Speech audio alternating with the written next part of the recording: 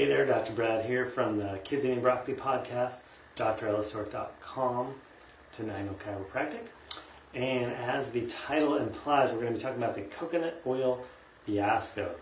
So I imagine a lot of you have seen that the recent news that just came out the other day was this big report that coconut oil is as bad for you as beef fat and butter. Oh my gosh. And I was joking with some friends of mine on Facebook about how that should be retitled. The American Heart Association would like to thank the industrial oil industry for their generous cash donation because, of course, they circulate the same bogus data, bogus news, every so often, every few months, every few years about saturated fat causing heart disease, and in this case they were talking about diabetes as well. And so, it's been a little played out. I'm not going to get into the science of coconut oil or defending coconut oil because I think that if you just use logic and reason, you can understand, hopefully, that coconut oil didn't suddenly become bad for you. It didn't suddenly go from being this totally beneficial, wonderful source of healthy brain fats to overnight because of a corporate media news report, an unhealthy thing that's going to clog your arteries. Because as we know, saturated fat doesn't clog your arteries. That's not how the digestive process works. That's not how the cholesterol that's found in clogged arteries works. It's just not the physiology at all. And that can be the topic for another conversation. There's lots of great books. Great Cholesterol Myth is an awesome one. Dr. Jack Wolfson, the paleocardiologist, another awesome one that can go over the science and details. So we're going to just take for an assumption that it's true that saturated fat, neither saturated fat nor coconut oil causes this problem that is getting talked about. But what I wanted to talk about it was why this news report, this so-called news report about coconut oil being so bad for you after all, is really the reason we need to get up and make some noise and get up off your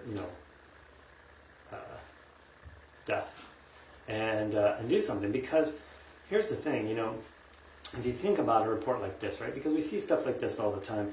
This one just caught a lot of attention because coconut oil has been so popular and really become so popular, right? And so we know it's got to be cutting into the profits of the industrial oil industry substantially because people are now buying coconut oil like crazy. And even I saw potato chips the other day that are cooked in coconut oil. So that it's really cutting into the profits. So that's really the source of this so-called news article. And if you think about it, this type of propaganda really has no effect or very little effect on those of us like myself who are really huge fans of coconut oil, have incorporated it into our diet in big ways. People that are really into like bulletproof coffee and things like that, coconut oil and understanding the medium chain triglycerides and all their benefits, it's not going to stop those people from using coconut oil or buying it or really slow down on it at all. And then the people who really don't give a crap about health and don't care about any of that, it's not going to change anything for them either. But the people that it will affect, this type of propaganda from the media, this corporate BS, is the people that it does affect are the people that have recently been stretching out into the world of looking to become healthier, looking to change their lifestyles, and looking to make some healthy changes. But it's uncomfortable, right? Because they're into new territory. They're uneasy about it. They don't really know maybe what direction to go. They hear conflicting reports on different things.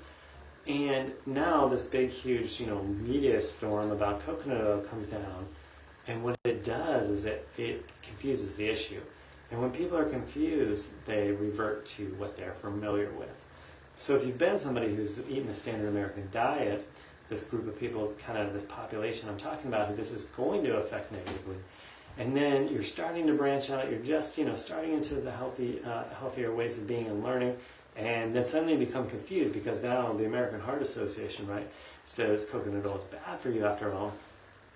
Now it's confusing, and you don't know where to place it. And so what happens is people in this situation will have that be a reason to not be continuing forward in making these healthy changes.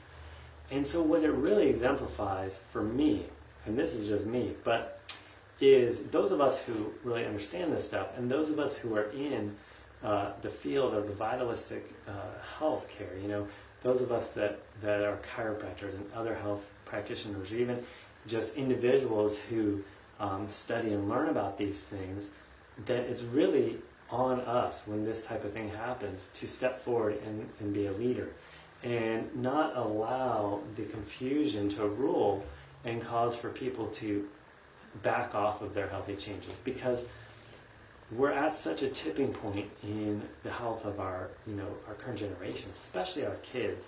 We're at such a tipping point in their health, really. I mean, chronic illness, the horrible diseases are severely on the rise among the young people population.